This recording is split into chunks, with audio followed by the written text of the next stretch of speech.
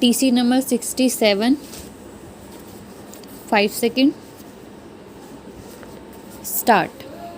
Mr. Vice Chairman, Sir, this year the President's address given to the Parliament gives a well conceived, well prepared picture of the nation.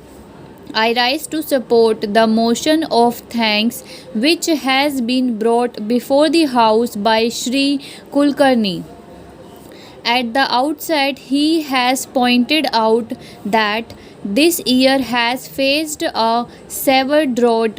Then he points out to the danger of internal and external forces that remind us of the secessionist tendencies, the terrorism that is prevalent in a very serious form in the northwest and northeast frontiers of the country. This really requires attention of not only the government but of all the people, of all the political parties existing in different parts of the country. In his speech, he has tried to remind us of the promises made in our Constitution. It is our sacred duty to see that those promises are fulfilled. He has said that the ideals of secularism and socialism are enshrined in our Constitution. These values have to be upheld, and above all, integration of the nation is also to be upheld. Sir, it is time that we did not discuss matters out of emotion. When we speak emotionally, we forget these high goals, we forget reality and rationalisms. Sometimes it is necessary to see that healthy criticism is there. It is required in a democracy to rectify mistakes of a government. It is a welcome feature, but when we speak emotionally, we forget these fundamental facts and obviously we commit mistakes.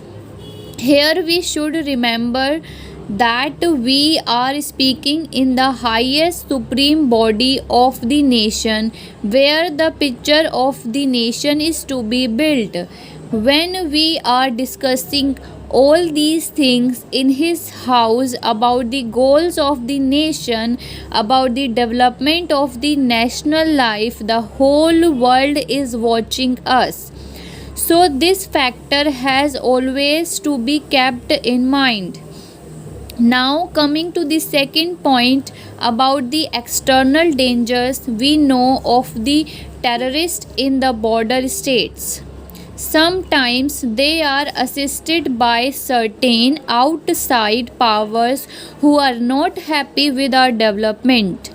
Sometimes they are provided with the latest weaponry with ulterior motives. These things have been discussed in the house and they need not be repeated here.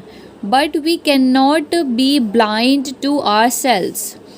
We have to look to these aspects. Many of the honorable members have made a mention of these things, and we must be prepared for everything. Sometimes they are supplied with sophisticated weapons. Superpowers are helping them. So we must careful and watchful. Another thing is about the secessionist tendencies supported under the cover of religious fundamentalism abated by foreign agencies. This must be curbed. This is the greatest danger in our country today.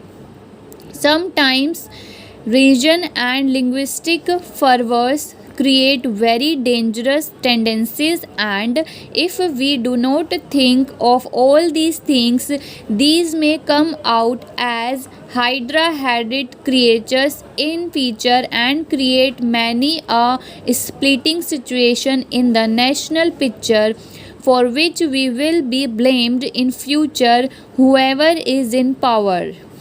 It is the responsibility of all citizens, all political parties to look into these factors which have been rightly pointed out in the President's address. This year we have passed through the greatest drought of the country because India had achieved something in the green revolution. We could come out of it. Out of 35 climate zones, 23 zones suffered from scanty rainfall and drought, and some parts of the country faced floods also. There was loss of crops and damage to crops. Production was much less because we had a buffer stock of 23 million tons, which was sound planning, and the green revolution had achieved something. The country could face this difficult situation. At the same time, many honorable members have brought out in this house that the Kisans are unhappy. They are vibrating with new ideas, new expressions of rising expectations. What are their problem? Anybody who goes to the villages come to know that balance of trade or balance of economic situation is not in their favor. The prices are rising and they are not getting justice. That is their feeling. Is still worse is the plight of small and marginal farmers.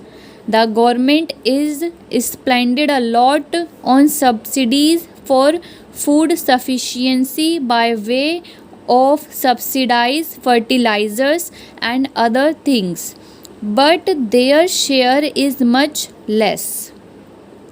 The dry land farmer and the small and marginal farmer have to do distress sales because in our country there is no proper marketing organization to help them.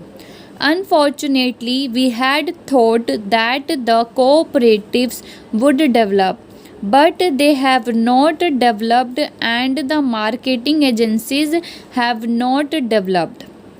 So they are the worst sufferers in this situation of rising prices.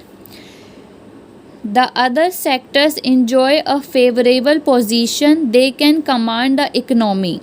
The farmers are very discounted, for which we have to take proper precautions. That is what I want to submit through this honorable house to the government. So friends, ये थोड़ी ज़्यादा speed थी, 100 से थोड़ी सी ज़्यादा, 105. आप इसको 2-3 बार लिखो, टाइप करो. Thank you.